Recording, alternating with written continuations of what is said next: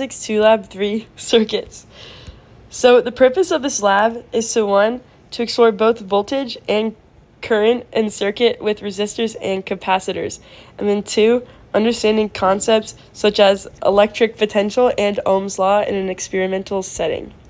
So some key concepts that were used in this lab is first the electric potential, which the electric potential at a point is the amount of electric potential energy per unit charge at that location.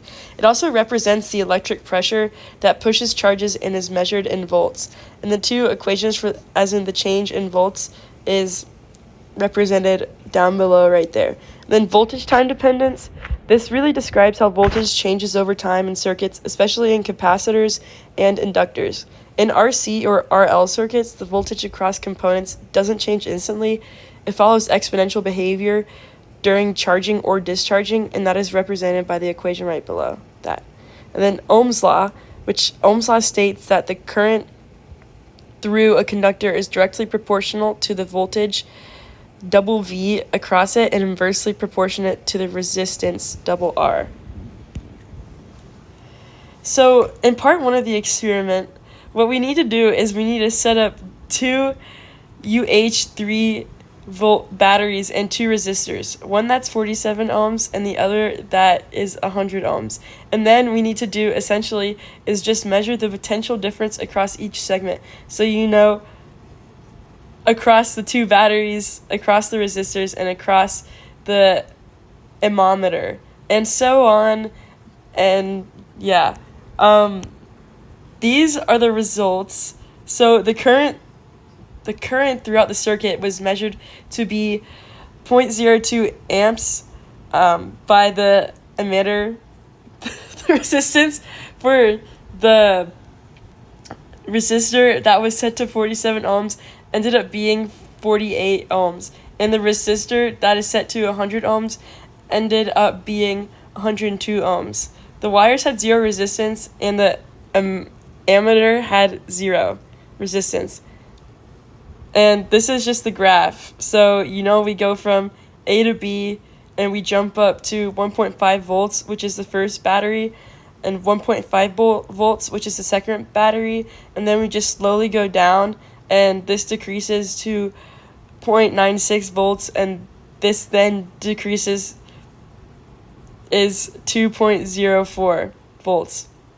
All right, now to the RC circuit procedure. So first you need to charge the capacitor. You charge it with a 9-volt battery, and then you need to discharge it into a light bulb. So then the light bulb is set to 30 ohms, and then after that, when you're doing that, you record the potential difference as a capacitor discharges and plot that as a function of time. So you can see this as the RC circuit discharges. It discharges in an exponential mode.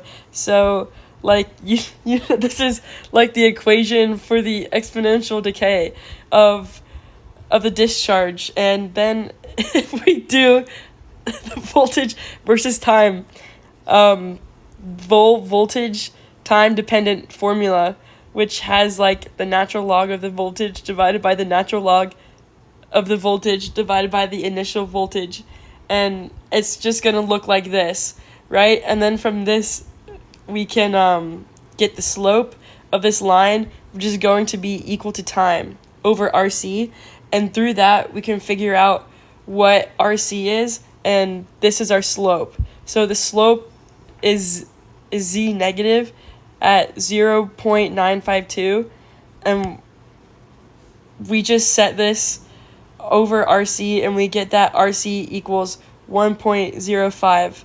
All right, so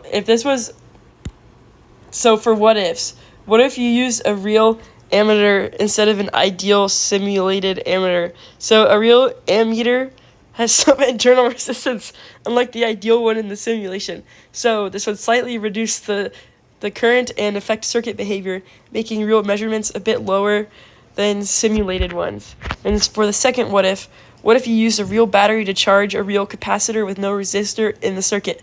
So the ideal model predicts instant charging, but in real life, internal resistance in the battery and wires limit the current, so the capacitor charges quickly but not instantly.